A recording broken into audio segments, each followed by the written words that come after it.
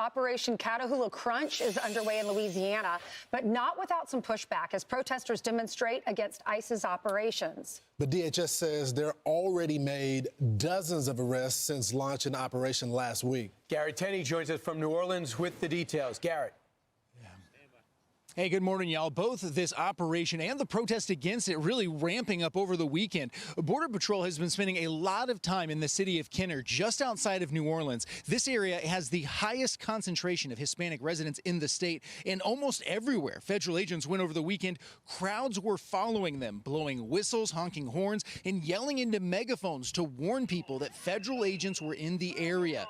As Commander Greg Bavino and his team went door to door looking for specific targets.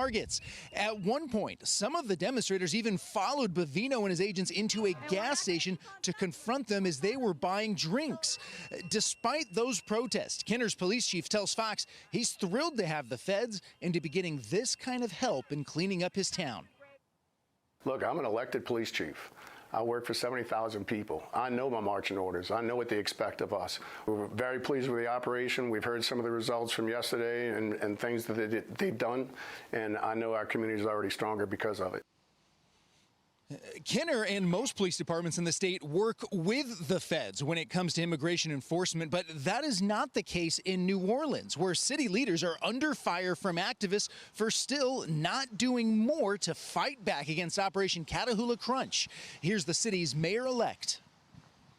There is this outside effort occurring to try to divide us, to try to separate us. And what I ask the people of New Orleans is that do not let this divide us. Let us come together instead. This operation has the ambitious goal of 5,000 arrests. As you mentioned, so far, DHS says they've made dozens of arrests, including multiple criminal illegal aliens. Back to y'all.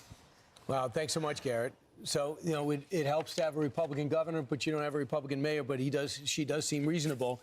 But the problem is the protests and the hounding of the ICE agents make it extremely tough to do the job. Well, it's going to be happening more because you probably saw the video yesterday of Zoran Mamdani, who's going to be the next mayor, who is not a Republican. He's a socialist here in New York. And he released this video on X offering advice to illegal immigrants on how to evade ICE. Listen.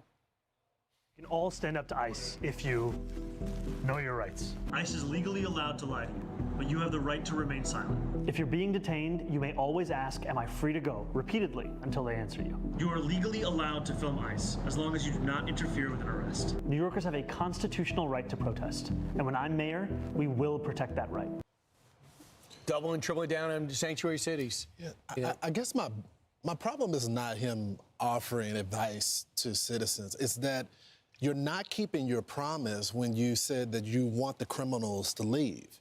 And that's what the message from Democrats, they got to shift their focus to cooperation with getting rid of the criminals out of the country. Okay, the other people that you feel like should have a pathway, maybe you can discuss that with the White House. But at the very least, there has to be a plan to say, okay, this person is raping people, they gotta go. This person is a murderer, this person is wanted, this person has a DUI, we're gonna turn those people over. I haven't heard any Democrat say, Mr. President, we're gonna help you turn those people over and get them out of the country. Brian, he went on to say that ICE can't enter your private spaces like your home, your school, or your private area like your workplace without a warrant signed by a judge. He said, if you're being detained, you can ask, am I free to go? You heard him say that.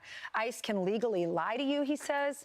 He said, you have the right to keep your door closed. Stand up and know your rights. Right. For Mamdani to do this is totally in your face to people that were worried that he was going to be working with Trump. I think that was to his community. But here's the nuance. The nuance is there's an election in Miami right now. Right. And for the first time in decades, it looks like a Democrat could win. And that is a very Hispanic community. And the whole redistricting in Texas was if the president continues to make gains with the Hispanic community. Some of them are misreading the aggressive tactics of ICE and taking it on the whole Hispanic community, and they feel as though they've been too broadly targeted. And that's why the president's numbers are coming down with Hispanics.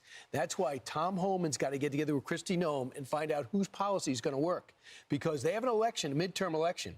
Things aren't going to go good for anybody's mission on the Republican side if they lose the Hispanic vote or nullify, negate some of the gains that they've worked so hard to make. So they got to figure out a policy that goes for the criminals, the people that are abusing their visa, and leaves the people that